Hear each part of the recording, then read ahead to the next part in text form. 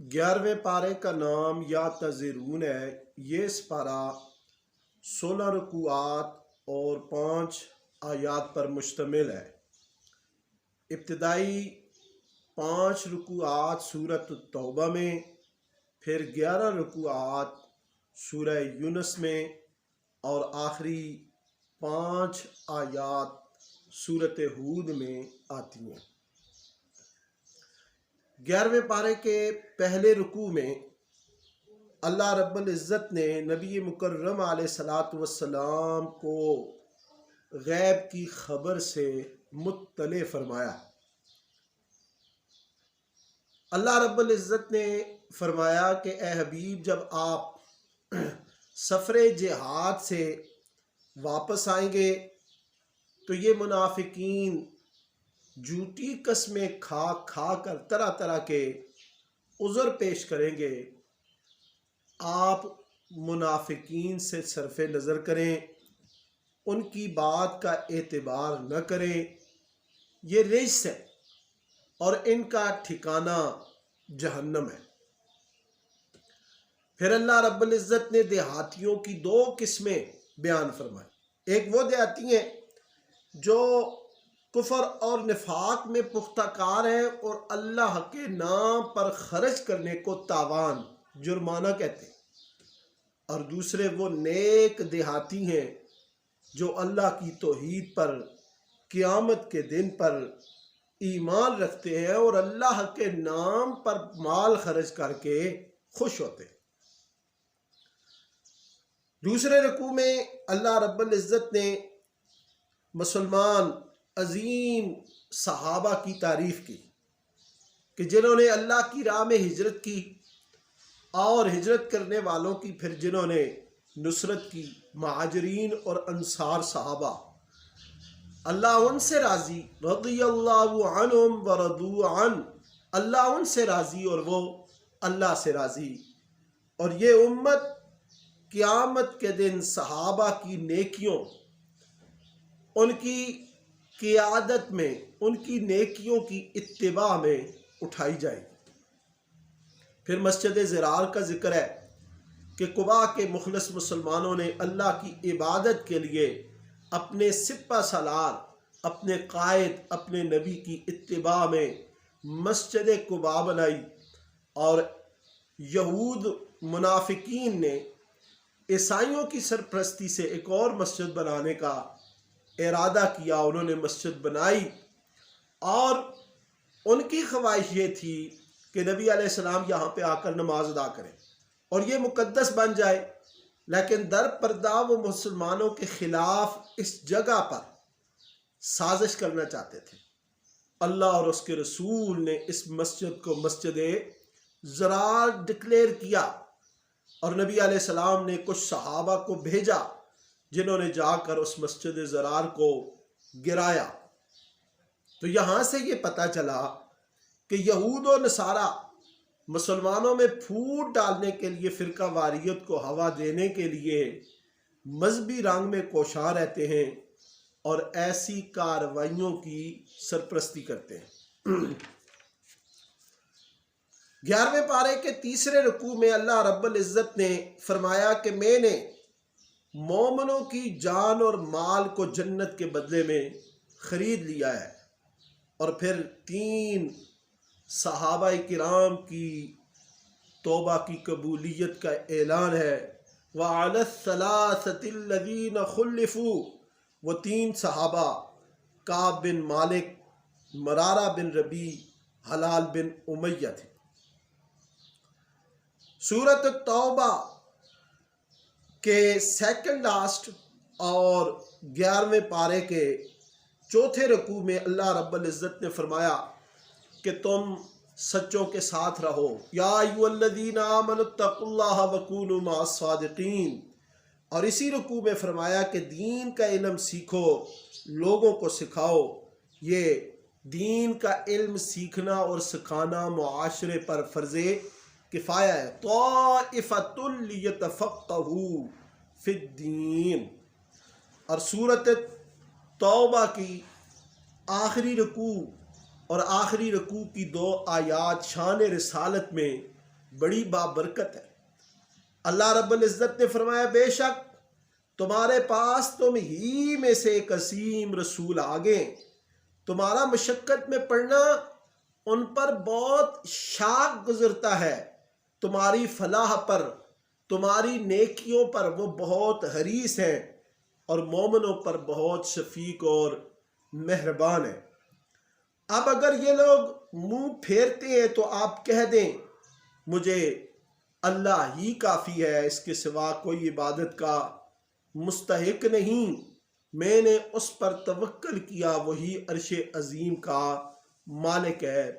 فَإِن تَوَلَّوْا فَقُلْ حَسْبِيَ اللَّهُ لَا إِلَٰهَ إِلَّا هُوَ عَلَيْهِ تَوَكَّلْتُ وَهُوَ رَبُّ الْعَرْشِ الْعَظِيمِ۔ اس کے بعد سورۃ یونس شروع ہوتی ہے۔ سورۃ یونس 11 رکوعات 109 آیات پر مشتمل مکی صورت ہے، اور ترتیب مصحف کے اعتبار سے یہ صورت اس کا نمبر 10واں ہے۔ حضرت یونس علیہ السلام کی قوم کا قصہ اس صورت میں مذکور ہے، اس لیے اس صورت کا نام سورہ یونس رکھا گیا۔ اس صورت میں دعوت الی القرآن ہے، مختلف شواہد، مثالوں اور دلیلوں کے ساتھ اقوام عالم کو اس کی دعوت دی گئی ہے۔ اس صورت میں قرآن کا ایک معجزہ ہے، اور وہ آج بھی سچا ہے۔ فرعون کی لاش آج بھی مصر میں حنوط شدہ وہ لاش موجود ہے، اور اسی صورت میں اللہ کے ولیوں اور نیک لوگوں کا ذکر ہے۔ سورہ یونس کی پہلی آیات حروف مقطعات سے ہے۔ اللہ نے فرمایا الف لام را تلک آیات الکتاب الحکیم، یہ حکمت سے لبریز کتاب قرآن کریم کی آیات ہے جو اللہ نے اپنے خاص بندے انہی میں سے ایک شخص پر اتاری ہے۔ اس کے علاوہ اللہ رب العزت نے سورہ یونس کے دوسرے رکوع اور 11ویں پارے کے 7ویں رکوع میں نبی علیہ الصلاۃ والسلام کی عمر کا ذکر کیا۔ مشرکین قرآن سن کر کہتے کہ کوئی اور قرآن لے آؤ یا اس میں کچھ ترمیم کر دو، تو اے حبیب آپ کہہ دیں میں تو وحی کا پیروکار ہوں۔ پھر فرمایا فقد لبثت فیکم عمرا من قبلی، مجھے بتاؤ میری زندگی کے 40 سال تم میں گزرے ہیں، کسی قول اور قرار میں، کردار میں کوئی جھوٹ اور نقص پایا نہیں پایا، تو پھر مان لو کہ قرآن اور صاحب قرآن دونوں سچے ہیں، ان پر ایمان لے آؤ۔ 8ویں رکوع میں اللہ رب العزت نے دنیا کی زندگی کی مثال دے کر سمجھایا کہ یہ دنیا ناپائیدار ہے، اس میں دل مت لگاؤ۔ اور 9ویں رکوع میں اللہ کا اس کے قرآن کا مقابلہ ناممکن بتایا کہ بتاؤ تمہیں رزق کون دیتا ہے، کان اور آنکھیں کس نے بخشیں، بے جان میں سے جاندار اور جاندار میں سے بے جان کس نے نکالا، کائنات کا یہ سارا نظام کون چلا رہا ہے، تو یہ کہیں گے اللہ ہی۔ پھر اللہ رب العزت نے فرمایا کہ قرآن کسی انسان کا بنایا ہوا نہیں ہے بلکہ اللہ کا بھیجا ہوا ہے۔ اگر یہ کسی انسان کا بنایا ہوا ہے تو تم سب مل کر اس جیسی ایک صورت بنا کر دکھاؤ، تو 1400 سال گزرنے کے باوجود بھی آج دن تک قرآن کا وہ چیلنج پوری مخلوق کو، پوری انسانیت کو ہے، لیکن ایک صورت بھی کوئی بنا کر نہیں لا سکا۔ 10ویں رکوع میں منکروں پر عذاب الہی کی مختلف صورتوں کا ذکر ہے۔ 11ویں رکوع میں اللہ رب العزت نے فرمایا کہ قرآن نصیحت ہے، ہدایت ہے، رحمت اور شفا ہے۔ یا ایھا الناس قد جاءتکم موعظۃ من ربکم وشفاء لما فی الصدور وَهُدًى وَرَحْمَةٌ لِّلْمُؤْمِنِينَ۔ 12ویں رکوع میں نبی کریم صلی اللہ علیہ وسلم، صحابہ کرام اور اولیاء اللہ کو عظیم بشارت ہے، الا ان اولیاء اللہ لا خوف علیہم ولا هم یحزنون الذین آمنوا وکانوا یتقون۔ 13ویں رکوع میں حضرت نوح اور حضرت موسیٰ علیہ السلام کی دعوت و تبلیغ کا ذکر ہے۔ 14ویں رکوع میں حضرت موسیٰ علیہ السلام کی استقامت اور فرعون کے انجام بد کا ذکر ہے۔ فرعون نے حضرت موسیٰ اور ان کی قوم بنی اسرائیل کا تعقب کیا اور سمندر میں اتر گئے۔ سمندر میں اللہ رب العزت نے حضرت موسیٰ اور ان کی قوم کو بچایا، جبکہ فرعون کو غرق کر دیا۔ جب وہ سمندر میں ڈوبنے لگا تو اس نے کہا، آمنت انہ لا الہ الا الذی آمنت بہ بنو اسرائیل وانا من المسلمین۔ میں ایمان لایا اس خدا پر جس پر بنی اسرائیل ایمان لائے۔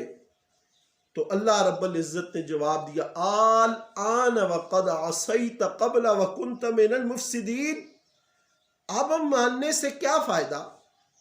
ظالم اب ایمان لاتا ہے، ساری زندگی تو نافرمانی اور فساد مچاتا رہا، اب اس غرغرے کی حالت کی توبہ اللہ قبول نہیں کرتا، اب ماننے سے کیا اثر؟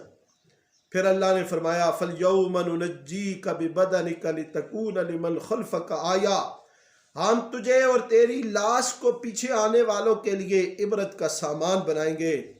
ہزاروں سال گزر جانے کے بعد بھی آج بھی اس فرعون کی حنوط شدہ لاش مصر میں موجود ہے، اور قرآن کا یہ معجزہ پوری دنیا کو چیلنج کر رہا ہے، دعوت فکر دے رہا ہے اور اپنی سچائی ثابت کر رہا ہے۔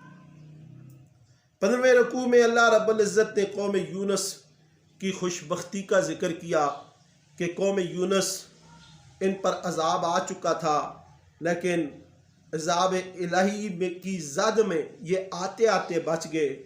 ان پر عذاب آنے کو تھا کہ وہ لوگ ایمان لائے اور اللہ نے انہیں بچا لیا۔ الا قوم یونس، یہ قوم یونس اس لحاظ سے خوشبخت ٹھہری کہ اللہ کا عذاب نہیں آیا، اللہ کے عذاب آنے سے پہلے انہوں نے توبہ طائب شروع کر دی اور بچ گئے۔ 16ویں رکوع میں سورہ یونس کے آخری رکوع میں اللہ رب العزت نے نبی کریم صلی اللہ علیہ وسلم کو مخالفین کے لیے فیصلہ کن اعلان کرنے کا حکم دیا۔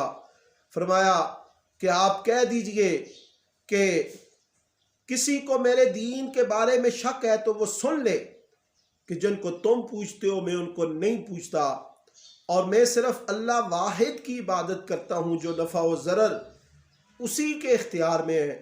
اگر وہ کسی کو نقصان پہنچانا چاہے تو کوئی اسے ٹال نہیں سکتا۔ پھر سورۃ ہود ہے۔ سورۃ ہود یہ 10 رکوعات 123 آیات پر مشتمل مکی صورت ہے۔ ترتیب مصحف کے اعتبار سے اس کا نمبر 11 ہے۔ اس صورت میں حضرت ہود اور آپ کی قوم کا ذکر ہے، اس لیے اس صورت کا نام سورہ ہود رکھا گیا۔ اس صورت میں اللہ نے 6 نافرمان قوموں کا ذکر کیا ہے جن پر اللہ کا غضب ہوا۔ اس کی ابتدائی آیات میں قرآن کی حقانیت ہے، پر حکمت ہونا ہے، توبہ استغفار کی تلقین ہے، اور آخر میں اللہ رب العزت نے فرمایا، خفیہ اور اعلانیہ ہر چیز کو میں جانتا ہوں اور سینوں کے تمام بھید میرے علم میں ہیں۔ یعلم ما یسرون وما یعلنون انہ علیم بذات الصدور۔